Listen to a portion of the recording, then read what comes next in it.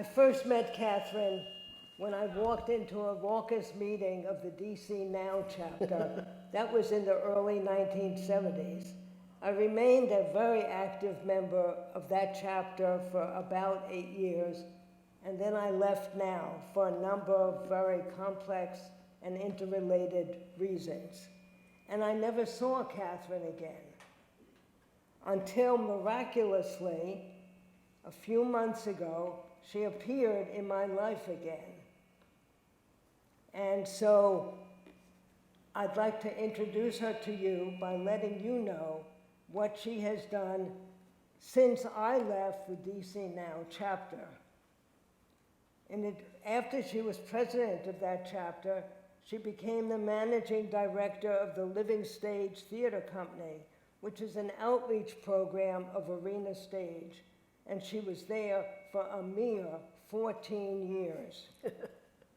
Then they decided she needed a promotion, so they made her director of development, where she became responsible for fundraising for Arena Stage. And for those of you who know anything about fundraising, that was, in my mind at least, not a very positive promotion. She then after that, she became managing director of the Contemporary American Theater Festival from 1999 to 2011. She finally gave up all of that silliness and moved to the Goodwin House in 2021. And there now leads their play reading group. And that's what you're going to see right now. Thank you. Thank you so much. It's really been a joy of my life to reconnect with Eva. We did some great things together, and now to come back together has been quite wonderful.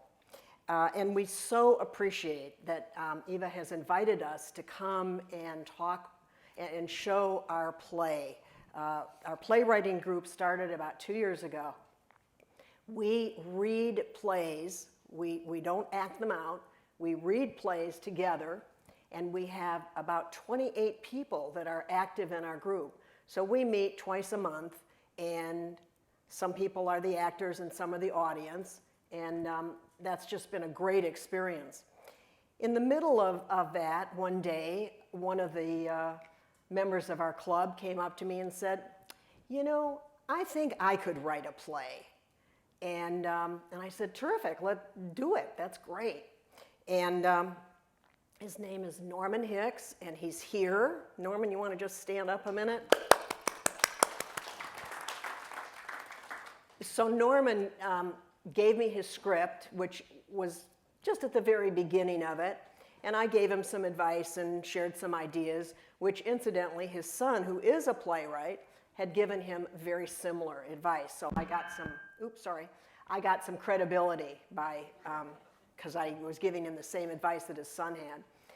And so then I thought, well, let's workshop this. And what a workshop is, you take a play and you read it out loud with an audience, with the understanding that the audience will share with you their ideas about the play. So we actually workshopped it twice. And Norman was very gracious and took some of the suggestions that we all made, and he didn't take some of the others.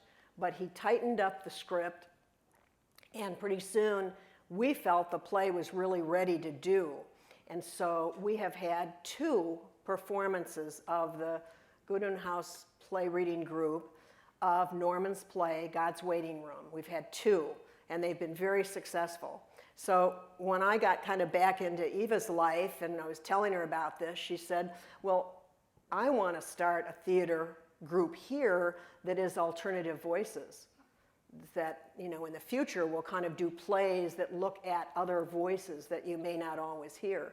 She said, why don't you come on out and do your play, because honestly, people in their 80s are other. You know, we don't see plays about us very often. We don't even see movies. If they have older people in a play, they're usually in their 70s. So I think we are a good start to your alternative voices, Eva. So before we start, I want to first, thank Eva so much because she's made this happen. She did your program and posters and stayed in touch with us. She came to see one of our performances. So just thank you so much for your gracious, there you are, right there, for your gracious hosting of us. I also want to take a minute to say your theater person, John Carr, is not to be believed. You are, yes, he gets a real, he's such a professional. On top of that, he's worked with us. We rehearsed on Friday. But on top of being a professional, he's just a kind, good human being. And it's just, thank you for your patience with us and for being so gracious. And we just really appreciate you helping to have us say our play. And also I want to thank Terrence, who's back on the lighting and the sound, and Emmy, thank you so much for being here. You've helped us so much. I have to tell you, we live in the Goodwin house. We don't have a stage like this. We do not have mics like you have. We do not have enough theater stands. So when we did the play, we had to have 2 rows, and when it was your turn to be in a scene, you had to get up and walk around. So this is just marvelous to have a real theater and to have such professional people working with us. And then I just want to thank Ann Corson, who is a member of our club, and she's sort of been troubleshooting with us. She made our little signs so that you can see who, thanks Ann, you can see who the characters are, and she's just been tremendously helpful. So let me see where I am. And that's really it. I can go on with the play now. So thank you again and enjoy the play. I'm first going to introduce the cast so you will know. And when I introduce you, would you please raise your hand just so people can connect. Bob Sutton is the character that Dan Van Belleghem is playing. And Dan Sutton is 82 years old. He's a retired Army officer, originally from South Carolina, who has been living in the Sunshine House since his wife died 8 years ago. Next character is Mike Payson, and that is Bob Harris. He's a retired lawyer, age 76, and he's been living at the Sunrise House with his wife, Sue, for 5 years. Sue passed away only 2 months ago from Alzheimer's. Next person is Elaine Channing. That's the character that's being played by Gloria Rothman. She is 70 years old. She's a retired government worker who has worked in the CIA and the Census Bureau, as well as IBM. She has 2 children and is divorced. Next person is the character of Jane Scott, and that's played by Stephanie Rapone. She is 72 years old. She's a friend of Elaine's and has recently moved into Sunshine Valley. She lives on the same floor as Elaine. She's also divorced and has a son living in Arlington. The next character is Luis Martiz. He is a waiter, let me just say, Marty Miklik. Marty, you raise your hand. Marty is playing Luis. He's a waiter working in the bistro, which is the restaurant, and he's an immigrant from El Salvador. He's 24 years old, and he's single. Next, we have Megan Flannery. That's being played by Mary McClellan. And she is a lawyer. She's 55 years old. She works in the legal clinic on a pro bono basis on Saturdays. She's an expert in immigration law and speaks Spanish. Next character is Omar, and Omar is being played by Davey Hammett. Omar is about 17 or 18. He's a homeless teenager living on the streets. The next is Ignatius Bitterman. He's being played by Marty also, so Marty's doing 2 characters. Father Bitterman is 61 years old. He's a priest and pastor at St. Jude's Church in Herndon, Virginia. And the last character is Guido. He is 52. He is also being played by Dan Van Belleghem, so two people are playing two characters. He's the owner and maitre d' of Bella Vista Restaurant in Falls Church. And so, God's Waiting Room, Act 1. The curtain opens to people eating at various round tables. There's a counter on the right where residents place their orders, and a kitchen window behind it where waiters pick up the food that has been ordered. Windows on the back overlook the woods. On the wall are pictures of fruit and vegetables, probably done by residents past and present. As the center front table, Mike eats alone. Several people are eating on nearby tables and others are waiting in line to order. Bob walks from the counter to Mike's table, using a cane and carrying a drink as well as a small sign with a number on it. Elaine and Jane are ordering food at the counter. Hi, Mike. Can I join you? Well, sure. I was hoping for Barack Obama or maybe Michelle, but you'll do. Hey, what's new? Well, I see they have a new item on the menu. Kale, Swiss chard, okra soup. Did you try it? Well, actually, it's not bad. You mean it's not as bad as you first expect? Well, I have to admit I had low expectations. After all, most of those ingredients seem to be leftovers from last night's dinner. I never thought of that. Really, the food here is pretty good, given that they are cooking for a bunch of cranky old people. They do try to make it fresh and interesting. Yeah, it's like the guy said, smile, things could get worse. And so I smiled, and sure enough, things got worse. That's good. Hey, look, we're all short-timers here. If we leave, it's going to be in an ambulance or a hearse. There's a grave waiting for all of us. We need to laugh so we don't get depressed. They should call this place God's Waiting Room. Well, what, you don't like Sunshine Valley Senior Center? Very upbeat, in my opinion. Sunshine Valley. Huh. There's no such place. Most of us are going to, well, where there's not much sunshine. Sunset Valley would be a better name. So you have given up on the afterlife thing. Angels with harps, floating on clouds? Oh, I am very skeptical. Maybe you should become a Unitarian. A waiter arrives with Bob's food, puts it on the table in front of him, and removes the sign and the number. Here you are, Mr. Sutton, number 89, right? Yes, thanks. I hope they put on ketchup and not mayo. I see they gave me both mayo and ketchup. I guess I can't complain. So, how are you getting along without Sue? Losing her must have been traumatic. Yes, it was. Over time, her personality just kind of disappeared, and in the end, she wasn't anything like the Sue that I married. While we expected death to come, it was still a shock. I still instinctively want to go to the healthcare center and to her room and say hello. And sometimes I think I see her lying next to me in bed. I often talk to her as if she's in the room. It's a shame that with all the advances in medical science, they can't find a way to control Alzheimer's.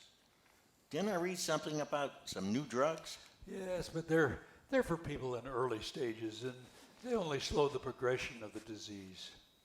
Oh, Sue went quickly, didn't she? When was she diagnosed with Alzheimer's? 2015. You know, I was so concerned about her, trying to make her comfortable. I never really thought much about the prospect of her dying. I thought we had more time. The books say about 3 to 10 years after diagnosis, but she lasted only 4 years. Never thought about the fact that I wouldn't have her to talk to at the health care center. Now I go back to an empty apartment. Well, even before I was married, I had roommates, or I lived with my folks. I always had somebody else to talk to. This is the first time I'm living by myself. I'm trying not to go completely nuts. Elaine and Jane arrive, each with a drink and a sign with a number. Hi, guys. May we join you? Well, sure, no charge. Have a seat. Well, first, let me introduce Jane Scott. She lives on my floor and moved in about a month ago. Ah, a newcomer. How are you doing, Jane? Got everything figured out? Well, it takes some time, doesn't it? I got lost trying to find the conference room, and my mailbox key didn't open my mailbox. But I'm still in the process of unpacking. Elaine has been a huge help. Well, what drew you to Sunshine House? I wanted to be nearer my son and his family. They live in Arlington now, and he works for a big law firm on K Street, so downtown. So I wanted to be near them. Sounds like a familiar story. Welcome to Sunshine. Everyone is very friendly here, and in a few months you'll wind up having 100 new friends. Thanks, I really like what I've seen so far. Good. You know, you can sit almost anywhere, but avoid that lady over there in the corner with the red baseball hat. She doesn't want anyone sharing her table, and if you try, she'll ask you to leave. And the guy with the glasses and the beard is 98, and he's deaf. So if you sit with him, you'll have to shout. Oh, well, thanks for the tips. And Jane, I want you to know that Mike just lost his wife about 2 months ago. Oh, my condolences, Mike. No thanks. And so, how are you doing? Oh, yeah, fine. Yeah, I still have a pulse, so I must be alive. Besides, Mike, I didn't see your picture on the table in front of the chapel. That's always a good sign. I check every day myself before coming here in case I died in the middle of the night and didn't realize it. It means I am probably going to have a good day. You guys are funny. Morbid, but funny. Well, a little humor can put kind of take the edge off on reality. Maybe it makes the real world a little easier to take, or maybe we're just in denial.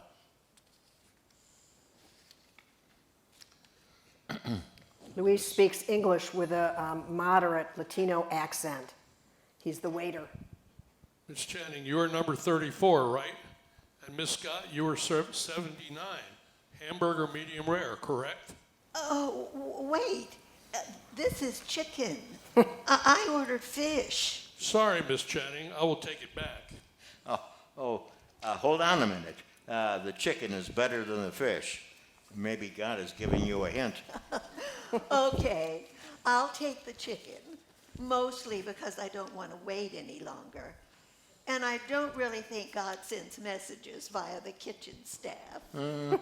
God moves in mysterious ways. Mike, you're going to have more time on your hands now that Sue is gone. Your caregiving days are done. You need to have more activities to keep you busy. Otherwise, you might get fat and depressed. There's so many things you can do here.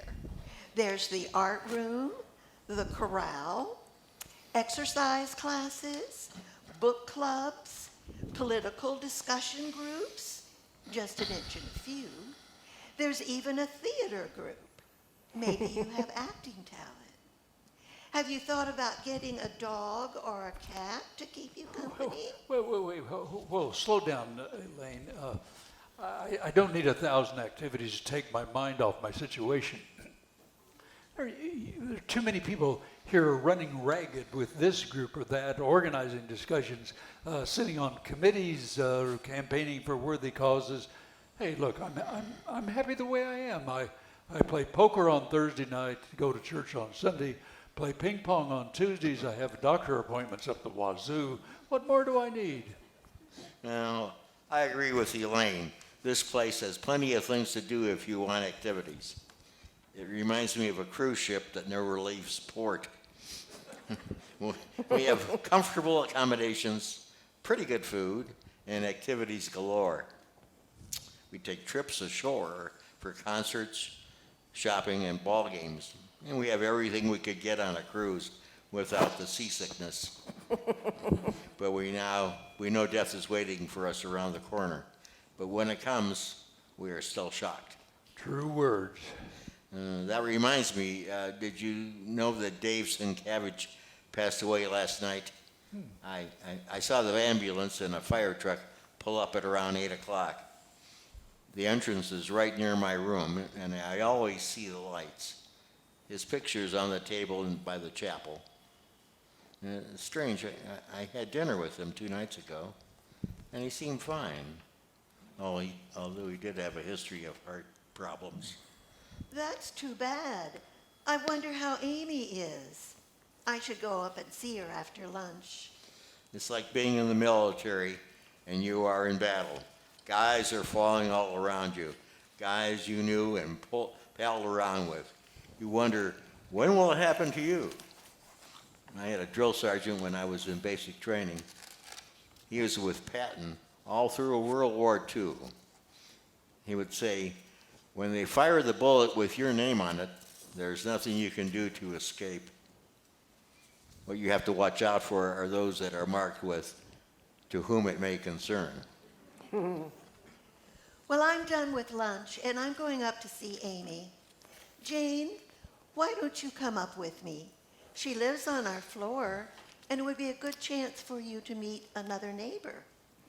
Elaine and Jane exit stage left. Scene 2, and this takes place later that same day at 6 o'clock in the evening in the same bistro restaurant. Well, I talked to Amy. She's a mess. This was a big shock and totally unexpected. Well, when they moved in here, they must have known he had health issues and was at risk of a heart attack, or am I wrong? They moved here because of her. She has problems of dementia, early stage, maybe Alzheimer's, but could be something else. She was counting on Dave to be around to help her. Well, you never know. Man proposes, God disposes. Who said that? Just about everybody. Well, the problem is that Dave took care of things, like the finances. She isn't sure where the will and other papers are. She doesn't even know the password to the computer. They have a son in Colorado and a daughter in Brooklyn. I guess they'll be coming next week. Maybe they can help. There will be a funeral and burial next Saturday, plus a memorial service here. Oh, it's a real shame. He was a nice guy. Had a terrific sense of humor. Did you know he had a long and interesting career in the Foreign Service? And he served his country in places like Indonesia, Nepal, Uganda. Amy and he raised 4 children while moving every 2 or 3 years, and only a few of those were in Washington. He'll be missed. Yes, I sympathize with Amy. I know what it's like. My wife passed away at 66. It was unexpected, and I wasn't really prepared to take over all the things she handled, like cooking and shopping for food. That's why I moved here, where I have a few new friends and activities and not be living alone. But you never really get over it. Dementia is common among seniors, isn't it? My mother had dementia, Alzheimer's to be exact, and died from it. Amy is in the early stages, and I imagine she'll eventually move to the health center, like Sue. Excuse me, Mr. Payson, can I talk to you? I know you're a lawyer, and I wonder if you or someone can help me. Maybe. What's the issue? I'm trying to get my mother into the U.S. from El Salvador. My father was killed by the gangs because he wouldn't pay them money, and now she is all alone and practically starving. It is even difficult to send her money because the gangs will rob her after she cashes my money order. Can you help me get a visa for my mother? Well, gosh, Luis, my experience is related to family law. Things like divorce, child support, wills, so forth. Immigration? No, that's a whole other world. However, I know a good immigration attorney who volunteers at a legal clinic that runs at my church. Her name is Megan Flannery. Why don't we meet this Saturday at 9 o'clock at the church? It's St. Jude's over on 22nd Street in Maine in Herndon. I'm sure she can help you. Besides, St. Jude's the patron saint of hopeless causes. So if the legal clinic can't help you, maybe you can always pray to St. Jude. Oh, St. Jude's. Sure, I know that church. The pastor is Padre Bitterman. Bitterman. Yeah, Bitterman. Yeah, but don't let that name scare you off. Bitterman's really a nice guy once you get to know him, and he's glad to have the legal clinic there in that church. Hey, see you Saturday. Muchas gracias, Senor Mike. Scene 3, and this is in the meeting room at St. Jude's. The room is simply furnished with a large table, some chairs, and filing cabinets.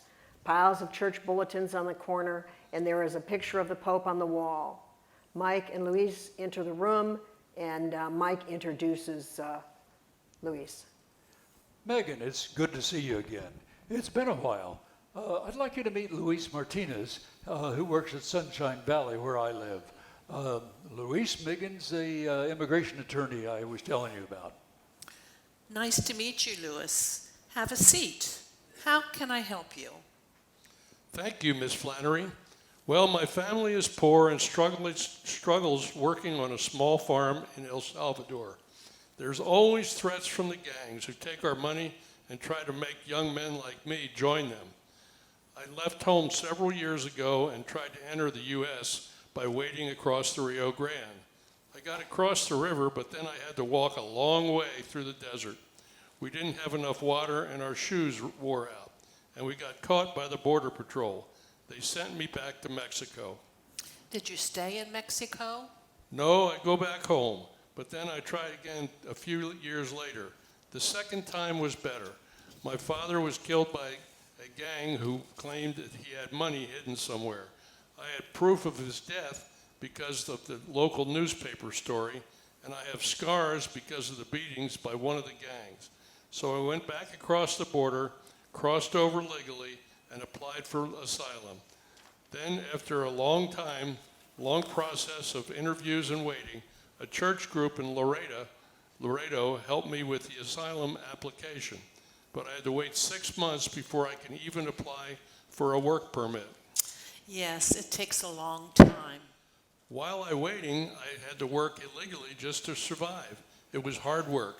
Construction, mowing lawns, cutting trees, and sometimes we didn't get paid. People take advantage because they knew I was illegal, so I would not go to the police and complain. Once a guy gave me a check for $100 for a day's work, but when I tried to cash it, I got nothing. There was no money in his account. That is called wage fraud and is very common. We get those complaints every day. The process took a very long time, but finally I got a work permit and a green card, and that allowed me to get a job here at Sunshine. Now I want to bring in my mother. I have a friend who said he could do it for me, and I gave him $600, and then he disappeared, and he doesn't answer my calls. Anyway, do you think you could help me get a visa for my mother? Sorry to hear about how you have been taken advantage of by false friends and bad employers. As far as the visa goes, it's going to be difficult. With a green card, you can sponsor a wife or children, but not parents. When did you enter the U.S. the second time? In 2012. And you got your green card when? In 2015. That means you can apply for citizenship next year, and then we could apply for a visa for your mother. But tell me, is your mother healthy enough to travel? How old is she? 39. Really? How old are you? 24. But that means she had you when she... Was 15, yes. She was raped by one of her uncles. He lived in the house at the time. She was only 14 then, and her father defended the uncle, his brother, and kicked my mother out of the house when he found she was pregnant. He called her a puta. I think the word in English is prostitute. My mother's mother had died, so she was out on her own. Wow, that's terrible. How cruel. Yes, she went to work as a housekeeper. She worked for a poor but hard-working farmer who eventually married her. He is the man I call my father, but he's really my stepfather. They had a good life for a while until the rebels killed him for not paying them enough money. They wanted to scare the others into paying. Quite a story. I feel sorry for her and you, Luis. Tell me something more about your mother. Is she a good person? Has she ever been in the U.S. before or tried to cross the border illegally? Yes, she is a good person and has never tried to enter the U.S. She has never been outside of El Salvador and rarely outside of our region of San Vicente. San Vicente is a very poor region, mostly small farmers who cannot read or write. There are no doctors and the schools are bad. The schools lack books and the teachers often don't show up for work. My mother was a strong woman in the community and in the church, often trying to help her neighbors. Oh boy, things in El Salvador have really deteriorated in recent years, haven't they? Yes, the gang violence is very bad. The U.S. deported thousands of migrant criminals back to their home countries, including El Salvador. They had organized gangs in the U.S., so when they began organizing gangs in my country. As a result, robberies and killings increased, and it became very difficult for honest people to make a living. Why doesn't the government do something to stop the gangs? The gangs pay off the big politicians or threaten them. The police are often working with the gangs and make money from bribes, more money from bribes than they can in salary. They kill anyone who speaks up or refuses to pay. My stepfather was one of their victims. He refused to give them money and instead used his money to put me and my two brothers through schools. It was a Catholic school staffed by American nuns. They focused on teaching us English. You were lucky to have the chance to learn English.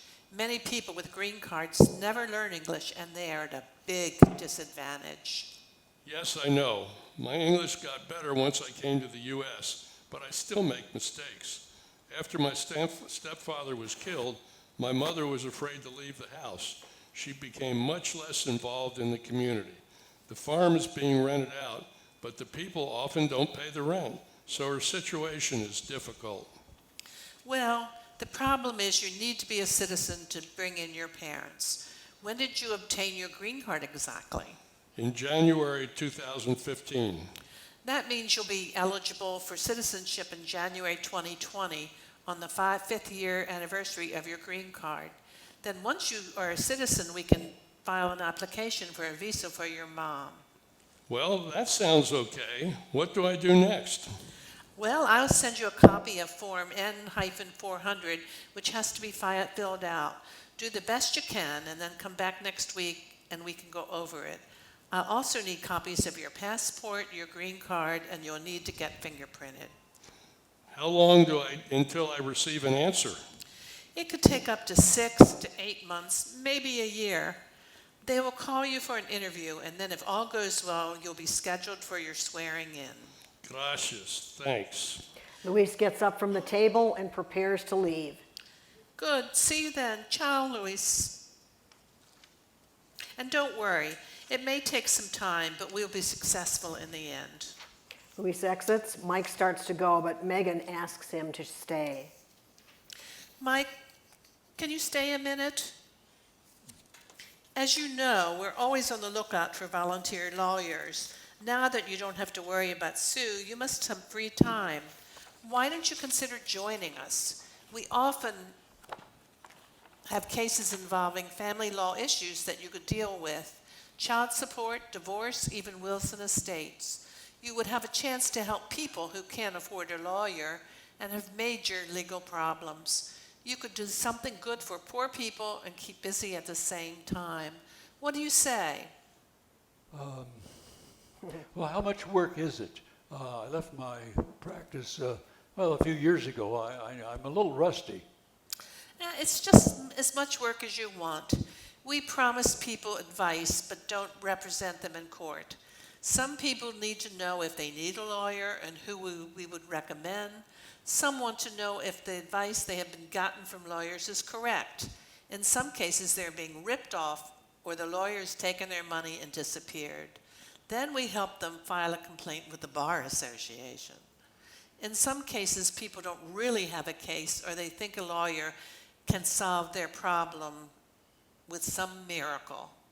For the rest, it's up to you. If you want to do the work, like filing for divorce, recommending some to them, you can do as much as you want. Sounds interesting. I tell you what, I'll try it next week and see how it goes. I do have more time on my hands, and it would be nice to get back to using my legal skills. Great. See you next week then. Act 2, Scene 1. Now the year is 2021. The COVID pandemic, despite predictions, is still raging. Biden is president.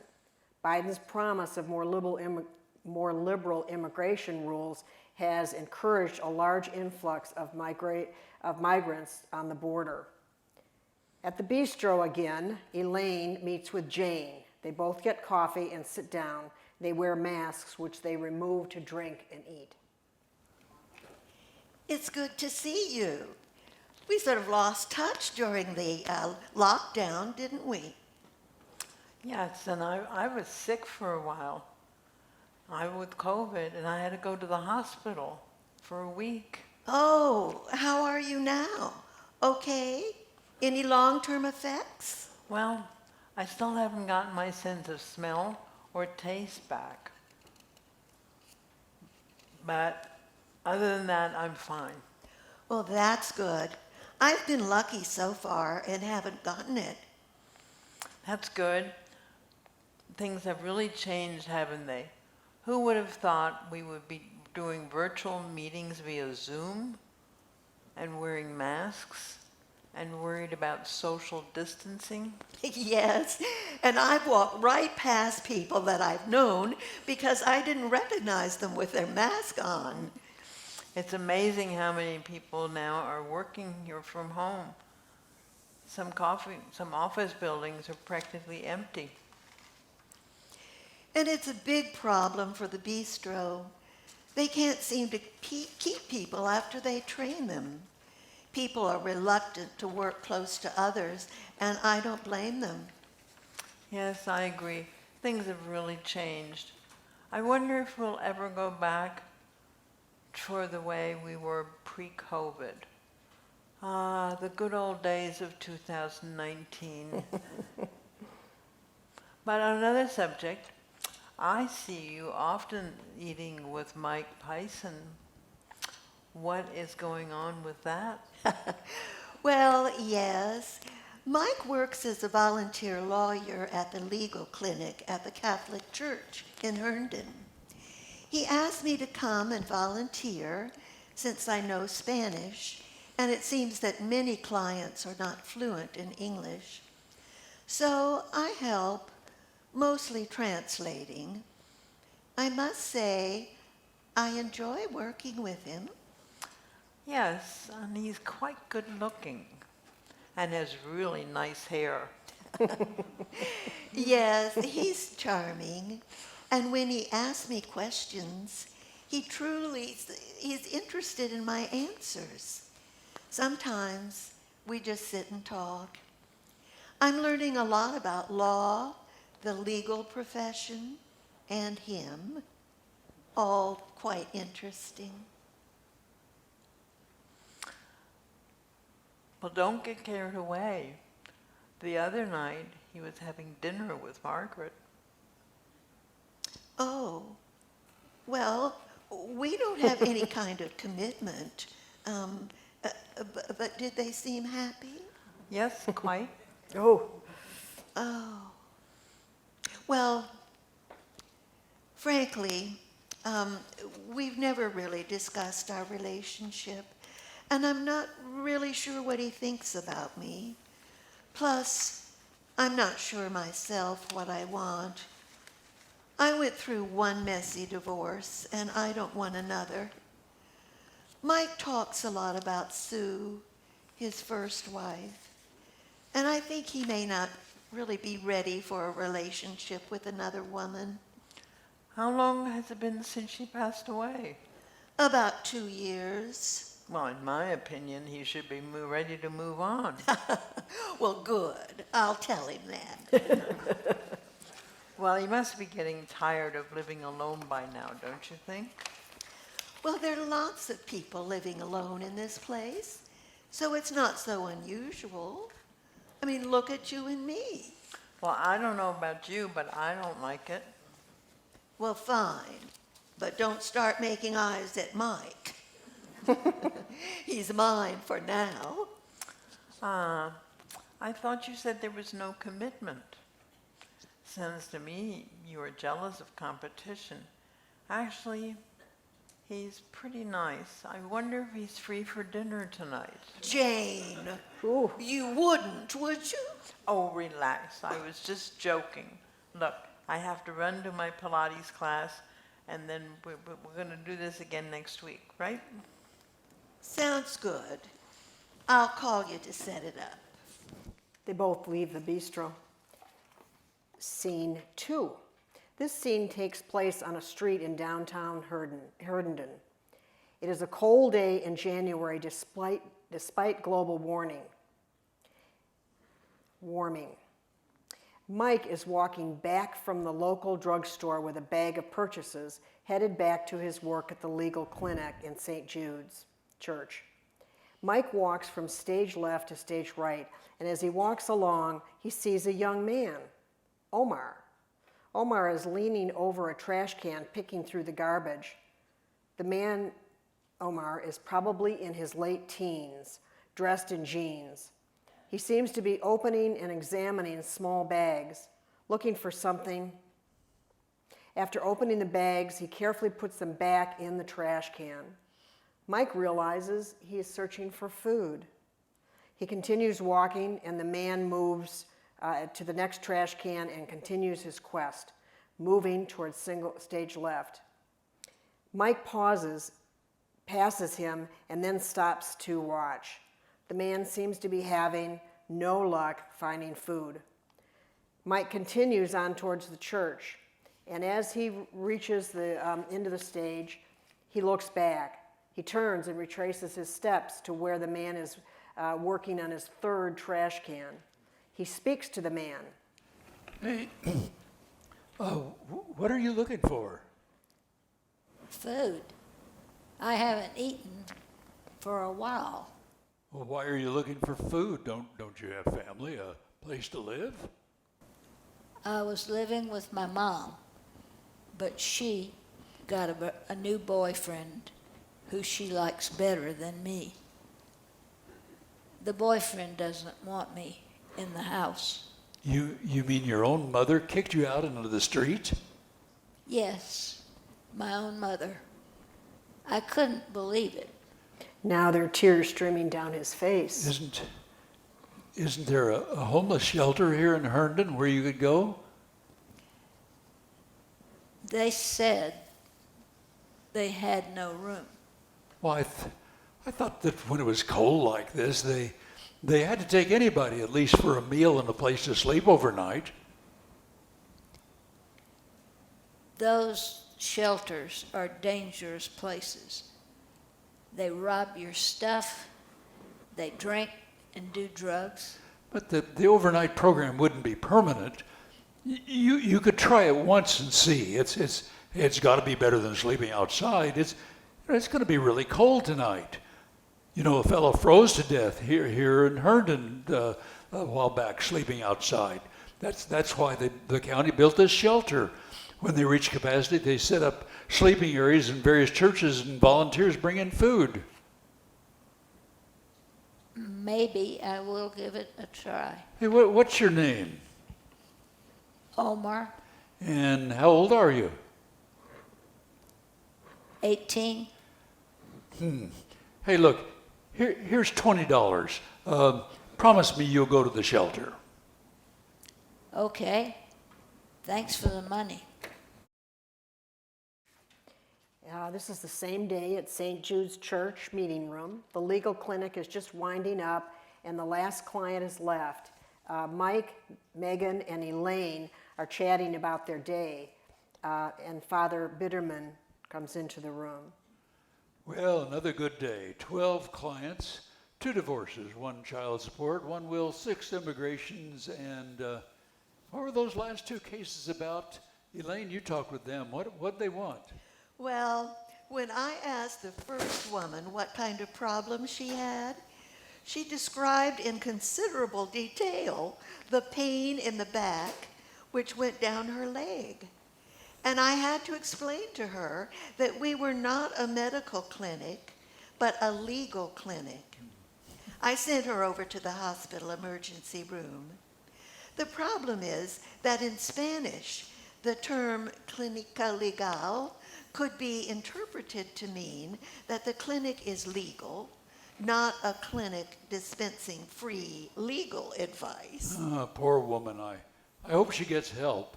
And what about the other guy? Well, I couldn't quite understand it myself. He went on about how the CIA was tracking him and sending beams down which stopped his car from running. He wanted to sue the Supreme Court to get them to stop the CIA from doing this. It's sad and funny at the same time. Yes. Why people think the CIA is interested in them, I'll never understand. So what'd you tell him? Well, after I told him that you can't sue the Supreme Court, I asked him what he really wanted, and he replied, some money for food. So I got the church secretary to take some money out of the poor box for him. I think she gave him $20. You know, I had a similar encounter with a homeless young man. I also gave him $20. This poor guy was searching through trash cans over by the post office looking for food. I just can't believe that in this country with all our wealth, we have people looking through garbage, eating garbage. These are not isolated cases. We get them all the time since we operate in a church. And yes, it's sad to see so many people with problems as fundamental as not having food or a place to live. Father Bitterman enters, searches in the file cabinets, and finally retrieves some papers. He comes over to where the group is sitting.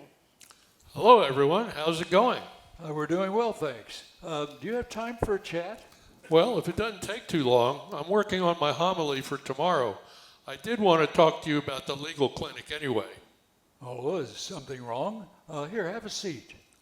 I'm a bit worried that you might be counseling people to do things that are not in keeping with Catholic teaching, like divorce and abortion. We don't advise people to get divorces. We don't have time to analyze their marriage problems. They come to us wanting to know how to go about it, and we tell them. And no one has ever come asking for advice on getting an abortion, have they, Megan? No, and if they did, we would refer them to one of the health agencies or local clinics. Well, that's good to know. I don't want any trouble with the diocese. Now, what's on your mind? Well, we've had several encounters with people looking for food or money to buy food. Even a young man taking food out of the garbage to eat. I saw this happen with my own eyes. It really moved me. It seems hard to believe there are people in this country who are so hungry they would eat garbage. Yes, it's a problem, but what can we do about it? There are always hungry people hanging around. Yeah, but several churches operate food pantries and distribute food to poor people. Sometimes they do hot meals and provide places for people to sleep overnight, especially when it's cold like it is today. But it's not enough. There are still people who are hungry. I am sympathetic, but setting up some sort of a food ministry takes a lot of work and means organizing a lot of volunteers. Plus, I'm not sure I want homeless people coming here all the time, looking for food, when I have kids here in our school. A lot of these people can work. Why don't they just get jobs? Hey, they need help, Father. It's not for us to judge. They won't be mixing with school kids anyway. We can arrange it so they'd come when there are no kids outside. Hey, I have a friend, Bob, who might help organize it. He's a retired Army officer and knows a lot about logistics. We could advertise in your bulletin and ask for volunteers. Well, let me think about it. How about this? I'll ask Bob to come over and talk with you about it. And you know, probably, there are several Catholic churches that do some kind of food program. They're St. Anthony's in Falls Church and Our Lady Queen of Peace in Arlington. Okay, I'll talk to him, but I'm not promising anything. Great, I'll send him over. Father goes back to his own office. What do you think? Was that a polite no, or is he open to the idea? Well, I guess I'd call it a draw, but I'm still going to fight for this. It's the right thing to do. I just can't get the image out of my head of that boy crying because he didn't have any food. He never asked me for help either. I hope he's all right. Well, let's talk to Bob and see what he thinks. Good idea. I think I'm going to go see if I can find Omar and see how he's doing. Scene 3. This is a few months later, and Mike and Elaine sit alone at the bistro having coffee. Well, Elaine, I see that Father Bitterman has agreed to allow Bob to set up a food pantry on a trial basis. I'm pleasantly surprised Father came around. Yes, I went with him to visit Father. Bob can be very persuasive when he wants to be. I mentioned to Bob his arguments against the pantry, and he was ready with good arguments on how they could be addressed. The fact that other parishes do it helped. Yeah. You know, that kid Omar, the kid who started me on all this, has just disappeared. I even went looking for him. I guess I'll never know what happened after that one meeting. All we can do is pray that he found help. Maybe his mother took him back. Elaine, I must say I've enjoyed working with you on the food pantry idea, especially at the legal clinic. Your Spanish is very good from what I can tell. Thanks. I've enjoyed it too. My Spanish is getting better with practice, and I've learned a lot about the legal aspects of immigration, family law, and other things. Great. You know, we've worked closely for the last few months at the clinic, but I really don't know much about you and about your background. How'd you wind up here? Well, I grew up in Ohio on a farm. I went to Oberlin and then joined the Peace Corps. They sent me to Peru, first for Spanish training and then teaching school. I got married shortly after coming back from the Peace Corps. Steve was smart and handsome, almost too handsome. I supported him by working while he got an MBA from Wharton, and then we moved to New York. He got a job in Wall Street with a big brokerage house, and we lived a nice life in Westchester. You know it? Oh, yes. Where? Scarsdale. I raised 2 kids, did the housework thing for a while, and then went back to work. IBM hired me to do statistical work, and they taught me computer programming, web page development, stuff like that. However, in 1993, I found evidence that Steve was having an affair with his secretary. And when I confronted him, he chose divorce so he could live with her. I knew the secretary, and I liked her, and I had no idea what was going on. I was stunned. It was a messy divorce, and it really hurt me. It's surprising how 2 people who at first love each other can suddenly become arch enemies and fight over everything. Oh, that's so bad. So, how did you get down here? Well, my daughter lives in Arlington, and she suggested I move to Virginia. I got a condo near her place and found a job at the Census Bureau. That was pretty dull, but it paid the rent. After 2 years, I managed to get a job at the CIA. Now, don't ask me what I did there because I can't tell you, but it was a lot more interesting. And if I did ask you, you'd have to shoot me, right? Well, something like that. Finally, I retired and decided to move here. I like this place because I don't have to do cooking or housework if I don't want to. And it's easy to make friends, much better than an empty condo or a house in Scarsdale. And my daughter and 3 grandchildren are only 15 minutes away. Yeah, there's some big advantages in living in a place like this. Have you had, dates and boyfriends since the divorce? Well, yes, a few. Some more serious than others. But I felt betrayed by Steve, so I've been leery about jumping into a new relationship. I'm relatively happy being single, although I admit it's lonely at times. But it should be easier for you, since there are lots of single women in Sunshine Valley, and they outnumber the single men 2 to 1. So you would be an attractive catch for some rich widow. Well, true, but as they say, the odds are good, but the goods are odd.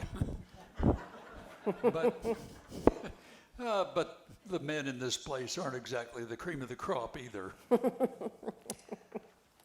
And what about you, Mike? What are you doing?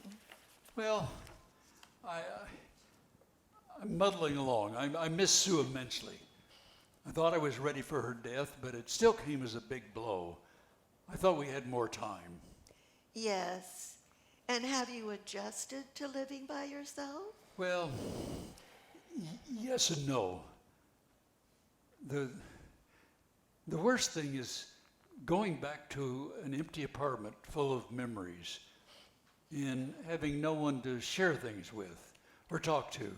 Why, when I go out, I always leave the radio on and some of the lights so that when I come back, it seems like there's somebody there. It's hard to live alone after 51 years of marriage. You and Sue were very close, weren't you? Oh, yes. Yeah, I fell in love with her the first time we met. I asked her to marry me after knowing her for only 3 weeks. But she was unique. We did a lot together. I think it'd be hard to live with somebody else. I still have some of her clothes hanging in the closet. I guess unconsciously I think, or maybe hope, she'll come back. Yes, I know some people who keep their deceased spouse's clothes in their closet for years. I guess the only answer is to be talking about it with someone like you and keeping busy with things that put meaning in your life. Act 3, Scene 1. The setting is 6 months later, spring 2022. Russia invades Ukraine. Experts on global warming says global warming may be irreversible. In the meantime, Elaine, Mike, and Bob are eating in the bistro. Luis approaches their table. Mr. Payson, how are you? I have some great news. I passed the citizenship test, and I'm going to be sworn in on Friday. Oh, Luis, that's wonderful. Maybe I'll come to the courthouse and watch. I'll bet your mother's happy. Yes, very. It feels great to be a full-fledged American. And come back next Saturday to the legal clinic, and we can begin work on that visa for your mom. We can talk more then. Muchas gracias. Thank you so much. You don't know what this means to me. Well, I can guess. Hey, now you better get back to work before we both get in trouble. Other people in the bistro begin coming up to Luis to congratulate him, and a small group forms. Eventually, they return to their table, and Luis returns to his work. That is good news. It sure took a while. It's been almost 2 years since you started working with him. Yes, and now we can apply for a visa for his mom, and that should be easy to obtain. Then they can be reunited. Well, Mike, You've done some good work helping Louise. Yes, Louise's case got me interested in these kinds of issues. As you know, I got some additional training on immigration law, and with guidance from Megan, I've been able to work on other immigration cases. You can't believe how complicated some of these cases can be. And most lawyers don't want to help immigrants like Louise because they lack money to pay. Well, even a simple case can cost, what, $5,000 to $10,000. Well, there are some pro bono organizations like the Clinic at St. Jude's. They're all understaffed, underfunded, and overworked. What about the federal government? Don't they provide help? Well, the federal government helps some through legal aid societies, but Congress has explicitly excluded undocumented immigrants from getting this help. It's no wonder we have thousands of undocumented immigrants working in this country illegally. They work hard and do work that many Americans don't want to do. Yes, and I get the feeling that since the pandemic, many Americans would prefer a job that involves sitting at home working remotely using a computer. Jobs that involve dealing with people mean a higher chance of catching COVID. And of course, not all immigrants are undocumented, but many have some kind of legal status. And it's not true they're taking jobs from Americans. Yes, it's really a case of exploitation of poor people. And we thought slavery was abolished. It's almost as bad. And Bob has done a great job of organizing the food pantry program. It's amazing how fast he got it going. Hey, Bob, give us an update. Well, as you know, Father Bitterman was reluctant to get into this, but he weakened over time, especially when I offered to help organize it. It's amazing how many people need food and how grateful they are when you provide help. I even had the parishioners provide hot meals on Tuesdays in addition to food pantry being open on Mondays and Fridays. The local stores and restaurants seem to have lots of food to donate. We can get food from the Capital Area Food Bank, too. I have some dedicated volunteers helping me out, so it doesn't cost the church anything. We see about 20 to 30 people every day. We are open for food, and about the same for the hot meal. Bob, you did a great job. Congrats. Well, thanks. Mike, you get credit too, since it was your initiative that got it going. Well, maybe, but I think my biggest contribution was convincing Bob to do it. But I enjoy helping out there too. I have an idea. Let's talk more about this over dinner. But let's not eat here. I know a really nice Italian place in Falls Church. Let's go there and celebrate. Okay, what time? Meet me in the lobby at 5:30. We'll take my car. Good. 5:30 it is. I have to go now. See you then. Ciao. Elaine leaves the bistro. You too, Bob? Will you join us? I'd love to, but I already have a dinner date with a charming and beautiful young lady. Oh, really? Who is she? My granddaughter. She just turned 21. Nice. Mike, I've noticed you and Elaine working together a lot. You seem to be really happy when she's around. I think she likes you. Well, yeah, I know what you mean. And I really like her. She's warm, engaging, smart, not bad looking. After Sue, I thought I'd never be attracted to another woman. But now I'm rethinking that.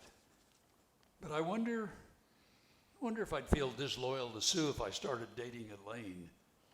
And yet I find myself looking forward to those days when I'm with Elaine and when we're working together and when we meet in the bistro. Is that love? I don't know. I'm not sure.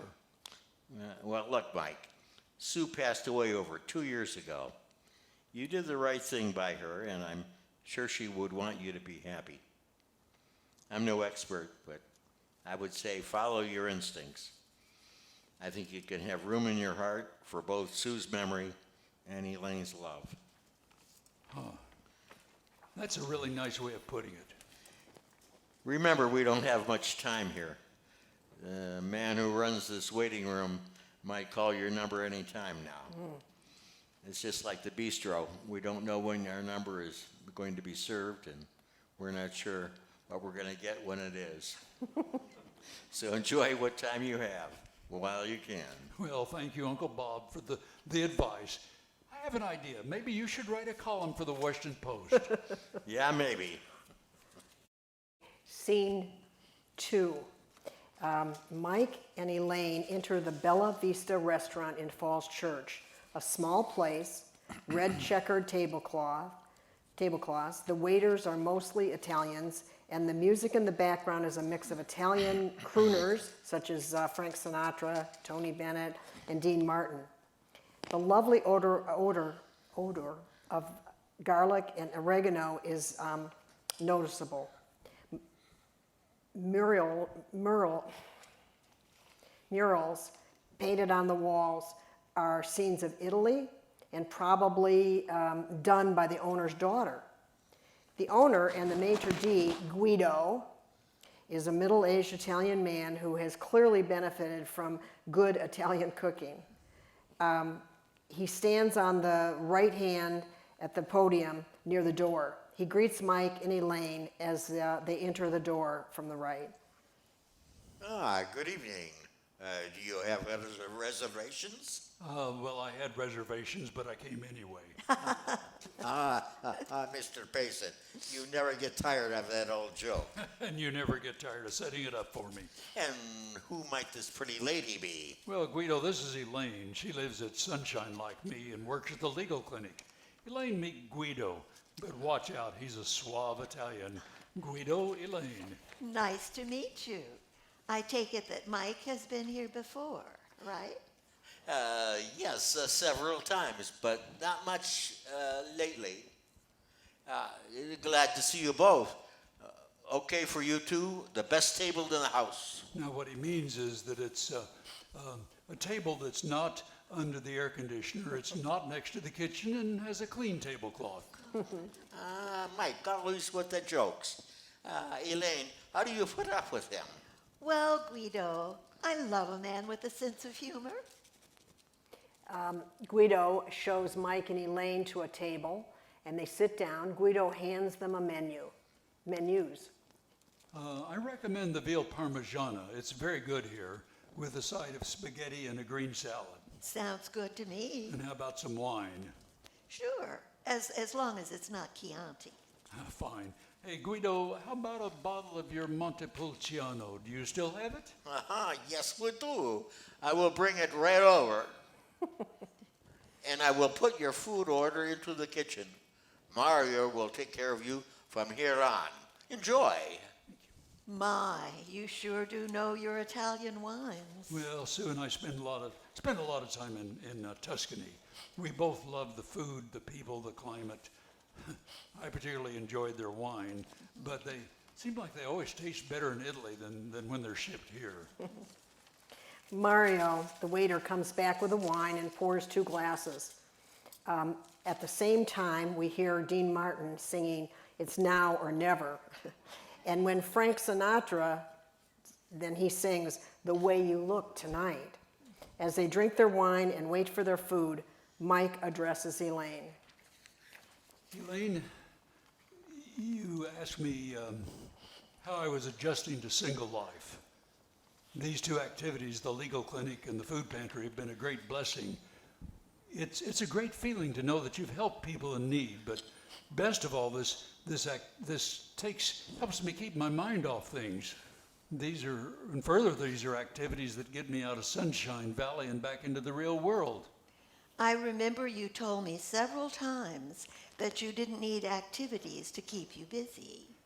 Have you changed your mind? Well, this is different from playing, say, mahjong or golf.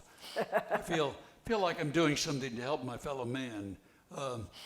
People who really don't have anywhere else to turn. There's so much sadness and despair in the world. I feel good that maybe I've helped, reduce it a little bit and made somebody a little bit happier. And maybe it's like St. Francis said, in giving, it is in giving that we receive. Maybe I'm receiving as much as I'm giving, but in any case, I'm more at peace, more content with my life right now.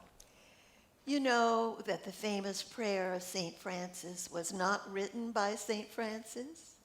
Huh. It appeared several hundred years after his death. Really? Well, whatever. It's still beautiful, and it's a good guide on how to live. It starts by asking God to make me an instrument of your peace. That's how I feel now. I feel like I'm doing good and that I'm at peace with the world. It's the serenity of understanding what things you can change and knowing what you can't and knowing the difference. I can't end poverty in the world or even here in Herndon, but I can do something, and every little bit helps. You once said that Sunshine Valley was God's waiting room, but it sounds like we're not exactly in a waiting room. Yeah, you're right. Many residents of Sunshine they're active seniors with multiple interests. They're engaged in all kinds of things outside the building, like you and me. They're not just sitting around waiting to die. They paint, they write, they do woodworking, they keep active, they have a chance to do things they've never had time for before, like writing their memoirs. Some even have written plays. Yes. The real goal is to have meaning in your life, no matter what the age. When people have more time on their hands, they can find ways to be creative, form new relationships, and do a host of things. It doesn't have to be just helping others. Still, all these activities are helpful. I have to admit, I'm lonely living by myself. It's not just the lack of sex, although that's part of it, but it's all those other things. You know, things like not having someone to share my bed or talk to about things or to share meals, not having somebody to travel with or go to the movies. Yes, I agree. Sex is nice, but can be overrated. I miss having someone hug me at night, kiss me in the morning and bring me coffee, and hold my hand when I go walking. And it's nice having a man around who can fix things, like my computer. Steve could do that. He also used to give great back rubs and foot massages. I miss that too. No, I'm not sure about computers, but if you want a back rub, I'm pretty good. You can knock on my door. Oh, well, how do I know you give good back rubs? Well, I could come up sometime and give you a demonstration. Oh, that sounds like fun. How about tonight? Ooh. Well, sounds good. I'll be there. I don't suppose back rub could be a code word for something else, could it? Well, there's only one way to find out.